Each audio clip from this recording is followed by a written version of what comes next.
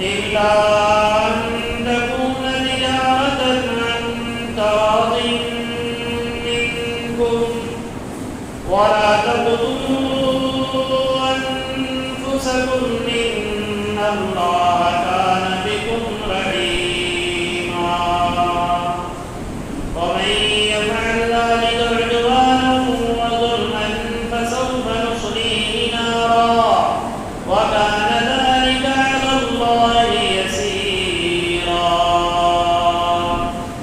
صدق الله العلي العظيم وصدق رسوله النبي الكريم ونحن على ذلك من الشاهدين والشاكرين والحمد لله رب العالمين.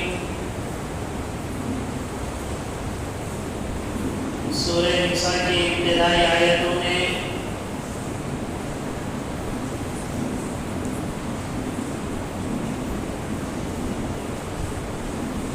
انسانی رشتے کو بیان کیا گیا تھا کہ سب ایک آدم کی اولاد ہے. پھر انسانی حقوق میں عورتوں کے حقوق، یتیموں کے حقوق، وراثت کے مسائل،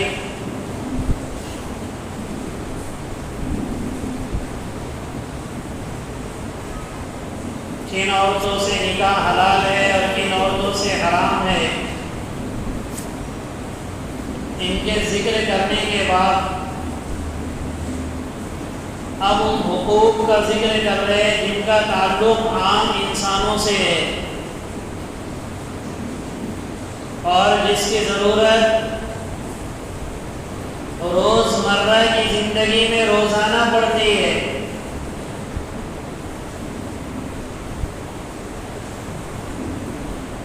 جس کو کہا جاتا ہے خرید و فروخت، بزنس، اکانومی، تجارت،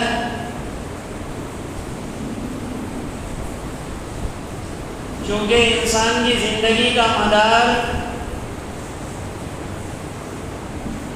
اور اس کی کامیابی، اور دنیا میں اگر کہا جائے کہ یہ انسان کام کا ہے تو اسی کو کہیں گے جو کچھ خرید و فروخت کرتا ہو، محنت مزدوری کرتا ہو، ملازمت کرتا ہو.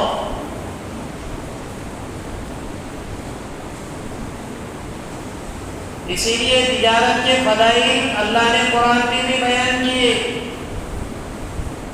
اور اللہ کے نبی صلی اللہ علیہ وسلم نے روایتوں میں بھی ذکر کیا. احل اللہ البیع وحرم الربا، اللہ نے بیع کو حلال کیا، ربا کو حرام کیا. فَإِذَا قُضِيَتِ الصَّلَاةُ فَانتَشِرُوا فِي الْأَرْضِ وَابْتَغُوا مِنْ فَضْلِ اللَّهِ، کہ جب تم جمعہ کی نماز سے فارغ ہو جاؤ تو ایک تفسیر کے مطابق یہ ہے کہ اب چونکہ اذان جمعہ کے بعد خرید و فروخت منع کر دی گئی تھی، اس لیے اب اذان بھی ہو گئی، نماز بھی ہو گئی. اب فانتشروا فی الارض وابتغوا من فضل اللہ، اب زمین میں چلو پھرو، اللہ کے فضل کو مراد اکثر مفسرین نے یہاں روزی لیے، روزی کو تلاش کرو لیکن اللہ کو نہ بھولو. اور تاجروں کے بارے میں بھی اللہ کے نبی صلی اللہ علیہ وسلم نے فرمایا التاجر الصدوق الامین مع النبیین والصدیقین والشہداء، تجارت میں سچائی ہے، تجارت میں امانت داری ہے، یعنی تجارت کرنے والا جھوٹ نہ بولتا ہو، دھوکہ نہ دیتا ہو، خائن اور بددیانت نہ ہو. اس تجارت میں رہتے ہوئے بھی اس کا عشر میدان قیامت میں نبیوں، صدیقین، شہداء کے ساتھ ہوگا. جو جتنی اعلیٰ کوالٹی کا تاجر ہوگا امانت داری میں اور سچائی میں، اس کیٹیگری کے اعتبار سے اس کا عشر ہوگا.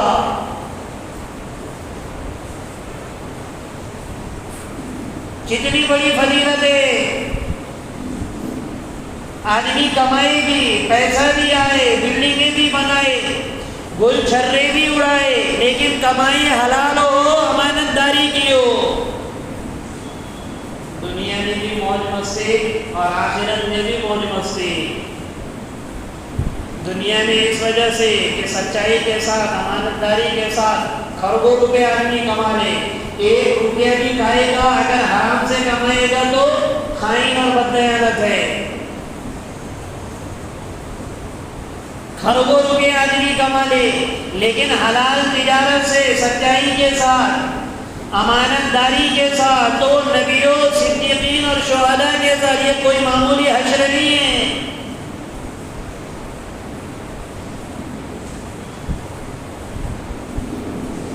لیکن اللہ پاک نے جناب محمد رسول اللہ صلی اللہ علیہ وسلم کے ذریعے سے جو کہا ہے نا، نبیوں کے ساتھ ہوگا، صدیقین کے ساتھ ہوگا اور شہداء کے ساتھ حشر ہوگا۔ کیا مقام ہے نبی کا، کیا مقام ہے، ذرا تصور کرو۔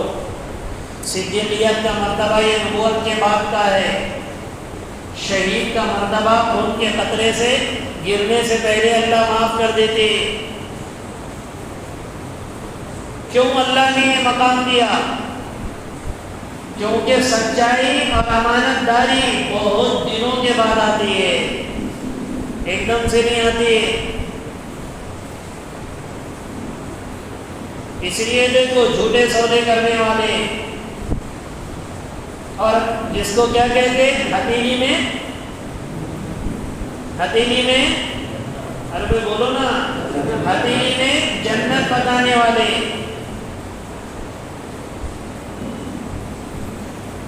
یا دھوکہ دینے والے، اس کی ٹوپی اس کے سر میں، اس کی ٹوپی، تو یہ بہت امانت داری، اچھے لوگ بددیانت بن جاتے ہیں تجارت میں، اچھے لوگ جن کے ساتھ دینی لیبل لگا ہوا ہے۔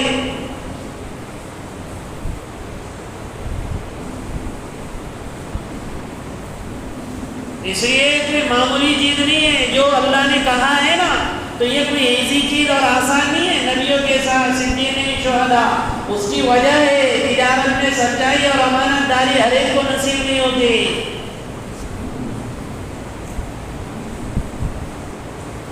جب پیسہ نیچے اترتا ہوا دیکھتا ہے آدمی یا بڑھتا ہوا دیکھتا ہے نا، اس کی آنکھوں میں خون اتر جاتا، آٹومیٹکلی خون میں سفیدی آ جاتی، سب کا معاملہ ہے۔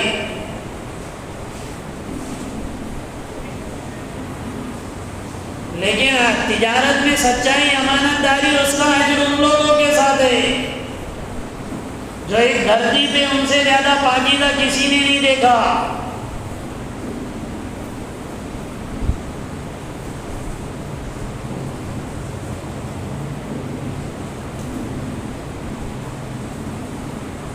حضرت معاذ رضی اللہ تعالیٰ عنہ کو غالباً نے سعد بن معاذ رضی اللہ عنہ کو اللہ کے رسول صلی اللہ علیہ وسلم نے ہاتھ ملائے، ہاتھ دیکھا تو بڑا مضبوط تھا۔ حضور نے فرمایا یہ کیسے ہاتھ ہوا؟ کہنے لگے یا رسول اللہ، روزانہ مزدوری کرتا ہوں، باغ کی دیکھ ریکھ کرتا ہوں، ادھر سے ادھر سامان لے جاتا ہوں، حالانکہ سردار قسم کے آدمی تھے، تو اس کمائی کی وجہ سے ہاتھوں میں گھٹے پڑ گئے۔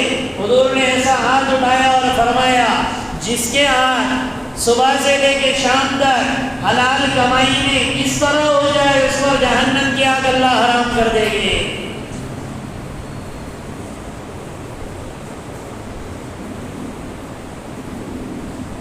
بیکاری یہ اسلام میں پسندیدہ نہیں ہے کہ آدمی بیکار رہے، ارے بھئی یہ تجارت کرو نہیں، یہ تجارت کریے نہیں، یہ تجارت کرے۔ بیکاری مذموم ہے شریعت میں۔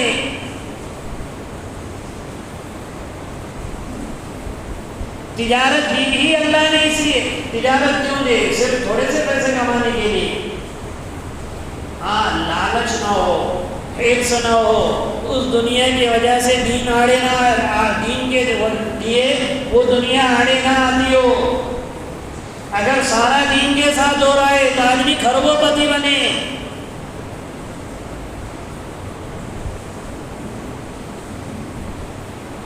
لیکن منع کیا اللہ نے کہ دھوکہ دینے سے، جھوٹ بولنے سے۔ اسی لیے ان آیتوں میں اللہ پاک نے فرمایا یا ایھا الذین آمنوا، اے ایمان والو، لا تأکلوا اموالکم بینکم بالباطل، تم لوگوں کا مال آپس میں باطل طریقے سے نہ کھاؤ، الا ان تکون تجارۃ عن تراض منکم، اگر مال آپس میں ایک دوسرے کا لینا ہی ہے تو آپس کی رضامندی سے تجارت کے ذریعے سے مال حاصل کرو۔ لا تأکلوا اموالکم بینکم بالباطل، جھوٹ بول کے، دھوکہ دے کر، اور جو تجارت نہیں ہے، اور تجارت تو ہے لیکن نص قطعی سے وہ حرام ہے، ایسی تجارت بھی ناجائز ہے۔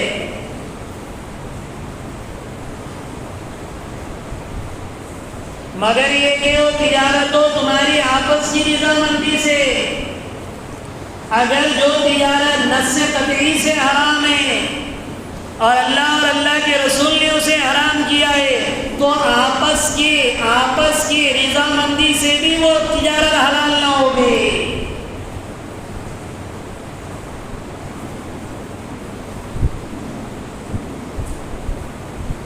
جس کے بنیادی اصول فقہا نے بیان کیے کہ خرید و فروخت میں کون سی بنیادی ایسے اصول ہیں جن کے پیروی کرنے سے، جن کا فالو کرنے سے وہ تجارت اس کے لیے یا تو حلال ہوگی یا حرام ہوگی۔ جس میں سب سے پہلی چیز یہ ہے کہ وہ نص قطعی سے حرام نہ ہو، جیسے ربا، سود، انٹرسٹ، یہ نص قطعی سے حرام ہے۔ اب آپ یہ کہیں گے نہیں، اللہ نے قرآن میں کہا ہے نا الا ان تکون تجارۃ عن تراض منکم، آپس کی رضامندی سے تجارت کر لو، اس لیے سودی کاروبار شروع کر رہے تو یہ حرام ہے، چاہے آپس کی رضامندی ہو۔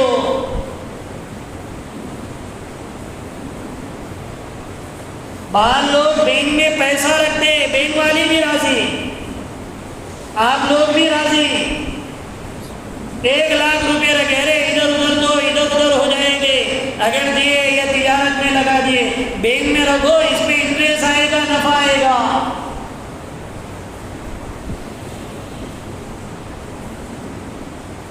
اس لیے اللہ نے قرآن میں فرمایا فَأَذَنُوا بِحَرْبٍ مِّنَ اللَّهِ وَرَسُولِهِ إِن كُنتُم مُّؤْمِنِينَ، یہ سود کھانے والے اللہ اس کے رسول سے اعلان جنگ کر رہے۔ اسی لیے حضور نے فرمایا کہ ربا اور سود کے 70 ابواب ہیں، جس میں ان من ندن الربا یقع علی امہ، جس کا سب سے ہلکا باب یہ ہے کہ وہ اپنی ماں کے ساتھ زنا کرے۔ اعلیٰ کتنے ہوگے اور اس کا کیا جرم ہوگا؟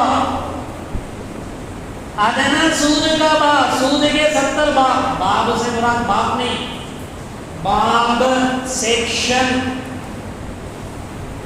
شعبہ،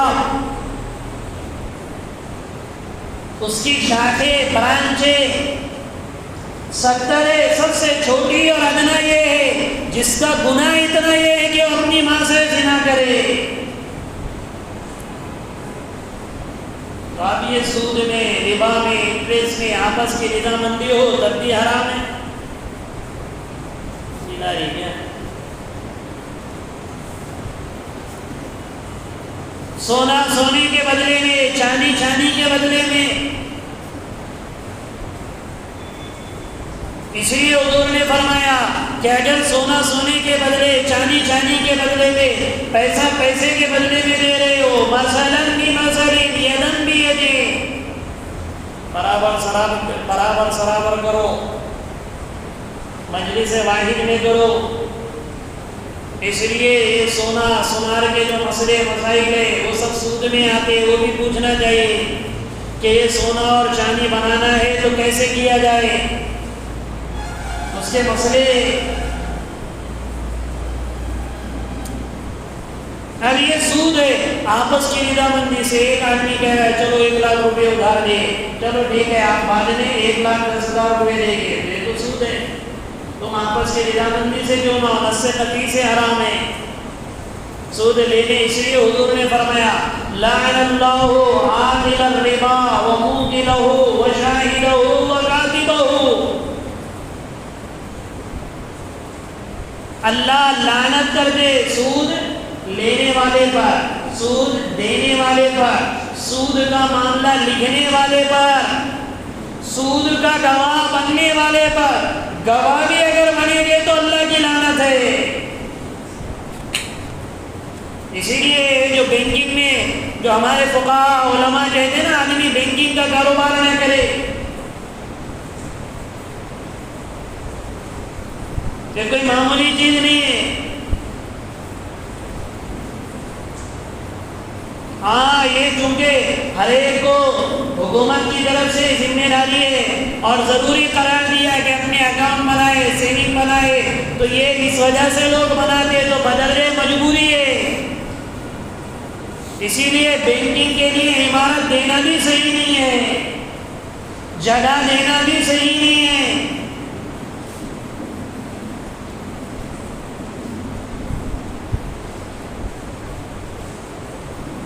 ابھی جو حکومت نے قانون پاس کر رہی تھی ابھی بینکنگ کے سلسلے میں کہ سارا بینکنگ کا نظام، یہ جو سیول بینکنگ ہے یہ سب کے سب اس کو پرائیویٹ کرنا ہے، تو پورے دلی میں لوگ مورچے نکال رہے تھے۔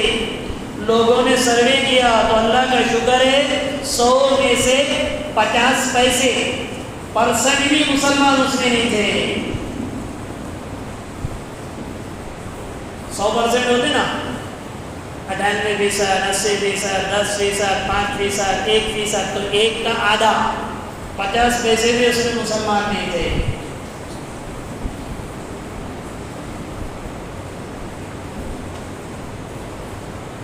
تو اتنا سود سے ابھی باہر سے ناگے تھے ہمارے ساتھی ہیں، ان سے میں نے کہا کہ یار تم میرا خالی دکانیں پڑی ہوئی ہمیں بنا کر کیوں نہیں لیتے؟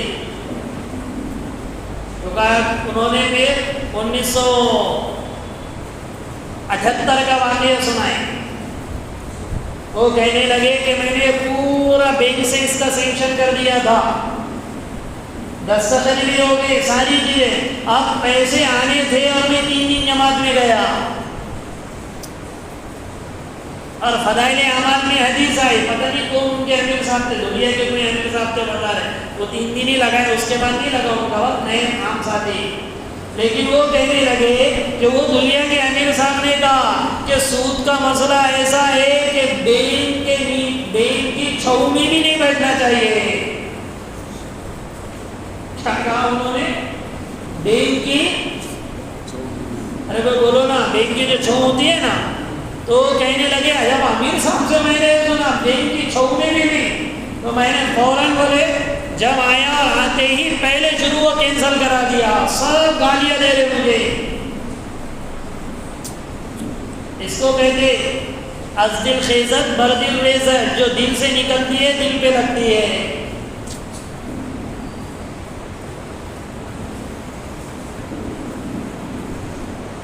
تو یہ بینکنگ کا سارا نظام اسی میں، اللہ ماشاءاللہ اسلامک بینکاری وغیرہ ہو رہی ہے تو اس میں بھی شرائط ہے۔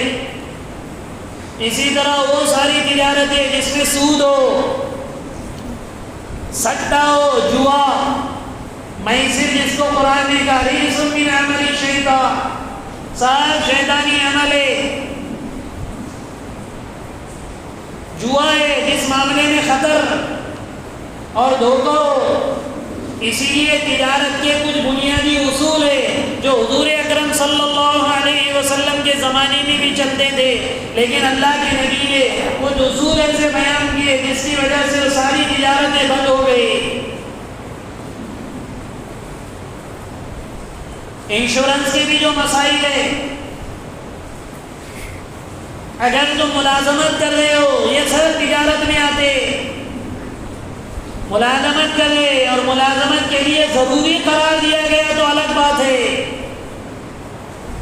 جیسے ہمارے ملک میں گاڑی چلانا ہے تو گاڑی کا انشورنس کرنا ہے، اس کے بغیر یہ لوگ گاڑی نہیں چلانے دیں گے۔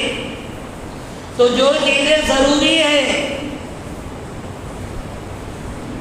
وہ ضرورت کے درجے میں آئے گی، لیکن انسان اپنے بدن کا انشورنس بنا دے، لائف انشورنس لوگ بیٹیوں کا بناتے، بچوں کا بناتے، یہ ناجائز اور حرام ہے۔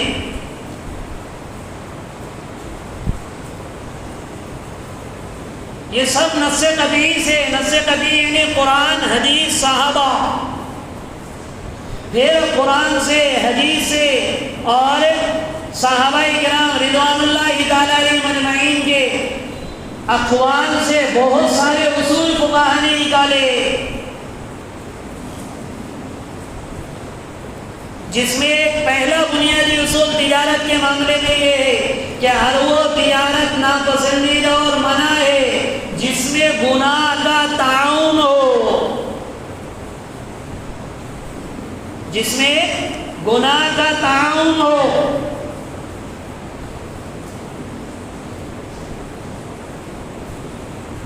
وہ تجارت ناجائز ہے۔ ایسے چیزیں، ایسے اشیاء بیچنا، جیسے مثال کے طور پہ مجسمے بیچنا، بت بیچنا،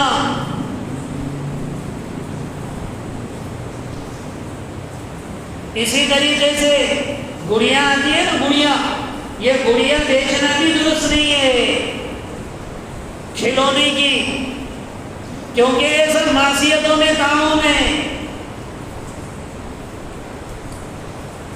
اسی طرح خنزیر، شراب نوشی، یہ سب گناہ ہیں، اس کی تجارت کرنا یا اس طرح کی کمپنیوں سے جوائن ہونا۔ اسی لیے جو شیئرز مارکیٹ ہوتے ہیں نا، شیئرز مارکیٹ،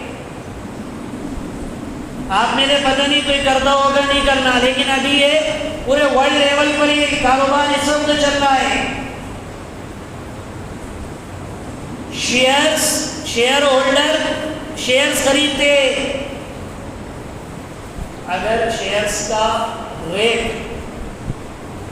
بڑھ جائے تو سونا سستا ہو جاتا ہے،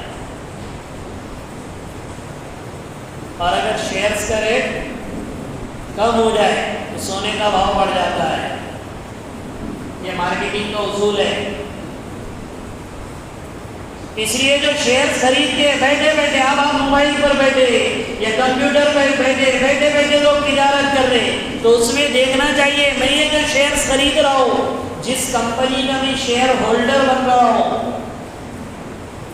تو کمپنی چلتی کس پر ہے؟ بہت ساری کمپنیاں بیئر بار کی ہوتی، شراب کی ہوتی، خنزیر کے گوشت کے سپلائر ہوتے۔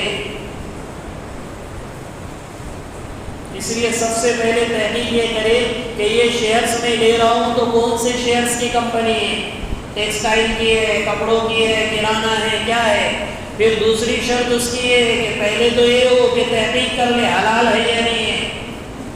پھر اس کی ایک شرط یہ ہے کہ اس کے اثاثے موجود ہو، ہوا میں فائرنگ نہ ہوتی ہو، وہ بتائے کہ دیکھو یہ کاروبار میں لگا رہے ہیں، تو سامان پڑا ہوا ہے۔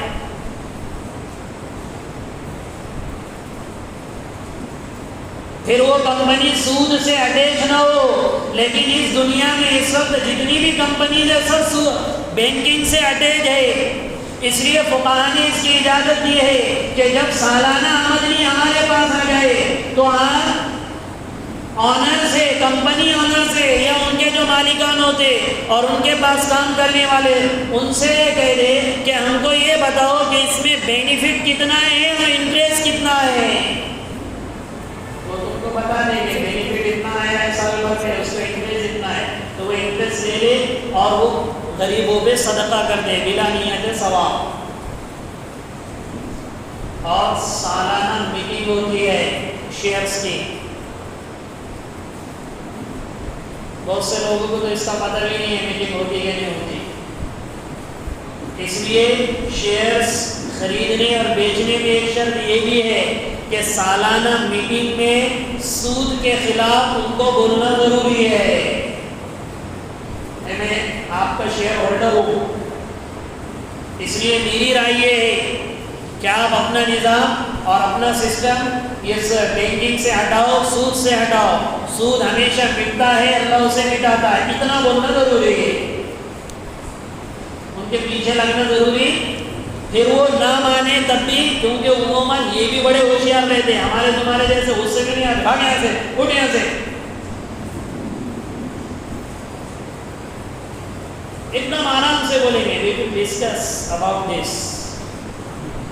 ایسا آرام سے بولیں گے، اس کے بارے میں ہم ڈسکس کریں گے، تو اب ہمارا شرعی فریضہ ادا ہو جائے گا اور اس شیئرز کو خریدنا ہمارے لیے بھی جائز ہو جائے گا. اس لیے جو کمپنیاں ہیں اگر اس طریقے کے کوئی شیئرز اگر خرید رہا ہے تو یہ شرائط ہے ان کے ساتھ. ورنہ آپ یہ کہیں کہ قرآن تو بول رہا ہے اِلَّا أَن تَكُونَ تِجَارَةً عَن تَرَاضٍ مِنكُمْ. یہ قرآن کی اس آیت نے بزنس کے سارے مسائل بیان کیے ہیں، سے فقہاء نے مسائل نکالے.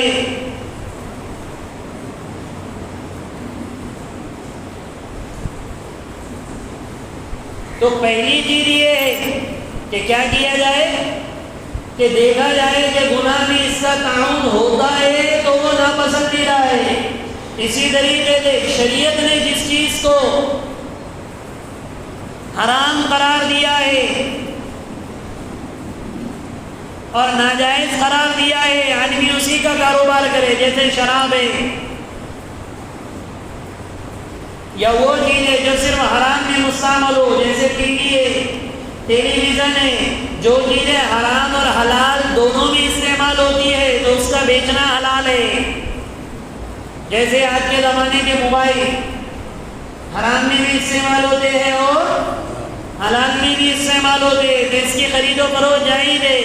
کھیل کے ساز و سامان اس کی بھی خرید و فروخت جائز ہے. اسی طرح فقہاء نے اس کی چند شکلیں بیان کی گئی.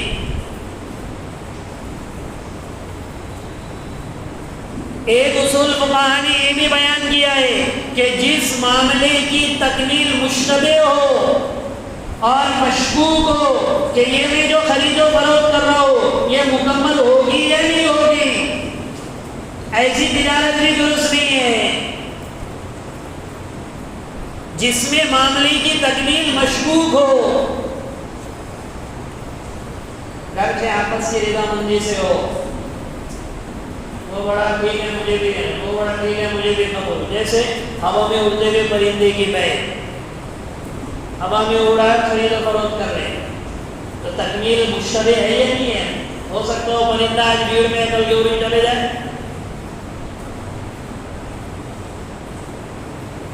بمبئی کے سمندر میں جا کر کہہ رہے چلو یہ سمندر کی مچھلی تجھے کھلاؤں گا، اور اگر نہیں لگی تو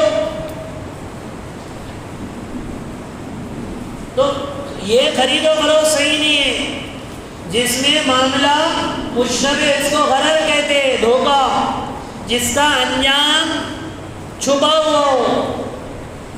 اسی لیے فقہاء نے بکری کے پیٹ کے بچے کی بیع یا گائے کے پیٹ کے بچے کی بیع سے مراد خرید و فروخت تجارت. اسی طرح بھینس کے پیٹ کے بچے کے بھی، بھینس کے پیٹ میں جو بچہ ہے وہ اس کی خرید و فروخت کرے. ارے وہ بچہ زندہ ہے، مرا ہے، نر ہوگا، مادہ ہوگا، دولہا ہوگا، لنگڑا ہوگا، کسی کو پتہ ہے، دیوانہ ہوگا.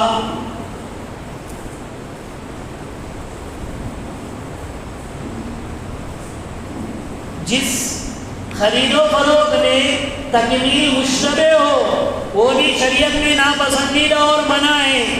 اسی طریقے سے فقہاء نے ایک مسئلہ وہ بھی لکھا کہ جس میں وہ تمام صورتیں ناجائز ہیں جس میں آئندہ بائر کو اور سیلر کو، بائع کو اور مشتری کو، خریدنے والے اور بیچنے والے، ان دونوں کے درمیان میں جھگڑا ہو سکتا ہو. ایسے خرید و فروخت بھی بیع فاسد کے حکم میں آتے ہیں، یعنی وہ بیع صحیح نہیں ہے. موبائل لے لے رہنے جاتے کیا لینے کا بات لے لیں. ارے یہ کیا ہے, بہت سے لوگ کر دینا چپ تو میں کر دیں.